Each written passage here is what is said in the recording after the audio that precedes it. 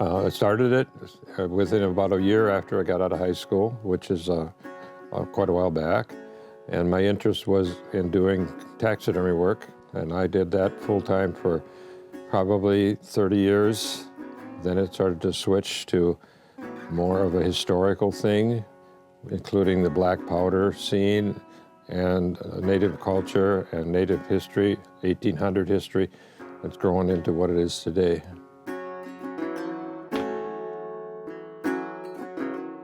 My brother and I wanted to mount our own pheasant when we shot a pheasant. So we took a correspondence course on taxidermy, and that's how I got started in it. It started just with an interest from hunting.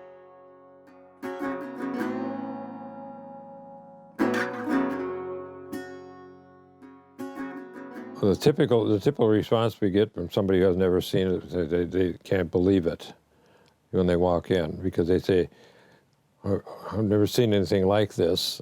It's a very unique business because we've catered to taxidermy in the beginning, and then we've catered to people who are interior decorating, and we've catered to the movie industry in different ways. So it's been really diversified, and it's kind of settling into that 1800 thing, which there's a lot of interest in that today.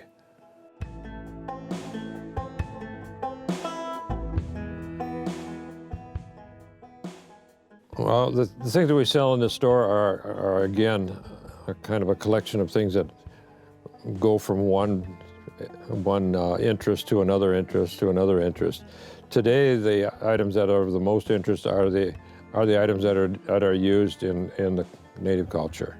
And you get to some of the brain tanned leather, which is a very popular thing. It's a leather that would have been used in the early days, and it's still being used in the quill working and the beadwork.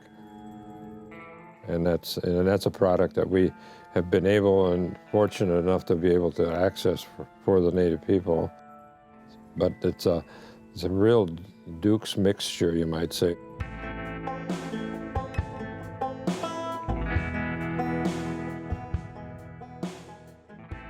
Most of what we're doing with the native people has to do with their culture and with their desire to keep that alive. And a lot of the products that we have are used in fostering the desire to keep that alive. We get to meet a lot of these people over the years. We've got to get to know these people, and we get to know their life today and where they're at today and where they were. I guess I feel very privileged to be able to be a part of this, because the native people seem to really realize that we're respecting their culture and their way of life. And I think that's been, that's really been gratifying.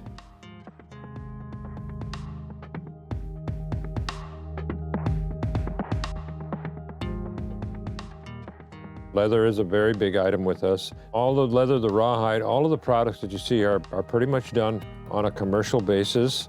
But no, we don't do any processing here other than the initial preparation of maybe raw skins to forward them to the commercial tanneries. And that's pretty much the nature of this type of business.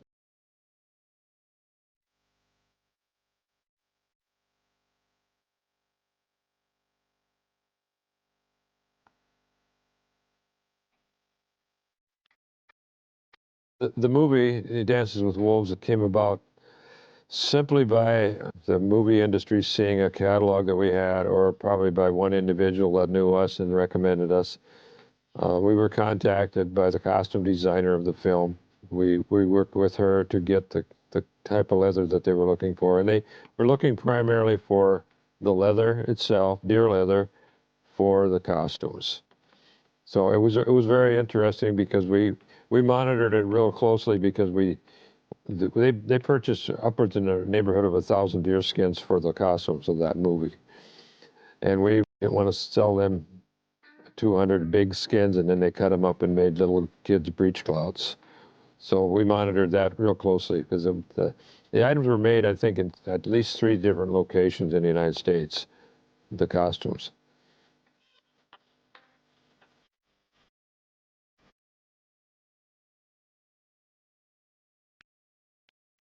I think the most exciting thing of it is how does somebody in a little podunk town like this get that happen? And I've had this happen with a couple different movies, and I won't say which ones, but that's kind of the interesting thing to me that could happen. But it simply happened because our name was out there with people that were doing things like this and working with things like this, and lo and behold, it fell in place.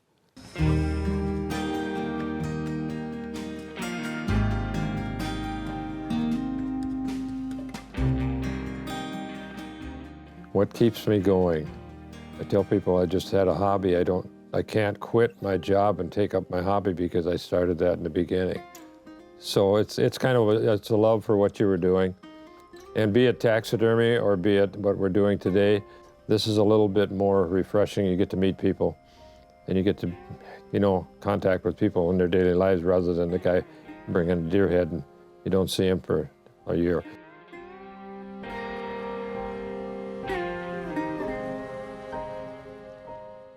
I guess in the future of this, I'd be very, very pleased. We have two sons that work with us here now, and they're both very interested in it. And I think that I'd like to see it continue, which any parent would. I had a good friend that was very interested in this kind of things, and he always told me that he would talk to people a lot about this place.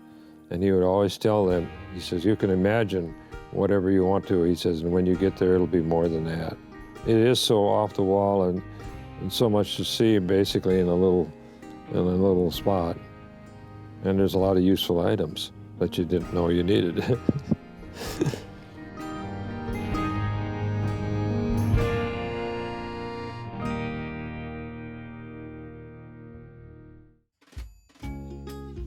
Visit pioneer.org/postcards to catch up on missed episodes and to find out more about your favorite segments.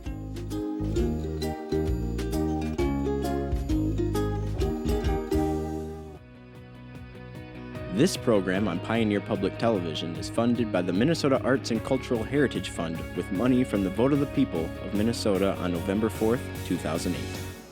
Additional support provided by Mark and Margaret Yakel-Julien in honor of Shalom Hill Farm, a nonprofit rural education retreat center in a beautiful prairie setting near Windham in southwestern Minnesota. ShalomHillFarm.org. Live Wide Open, a regional movement that encourages people to make a great life for themselves in west central Minnesota. More at livewideopen.com. Alexandria, Minnesota, a year-round destination with hundreds of lakes, trails, and attractions for memorable vacations and events. More information at explorealex.com.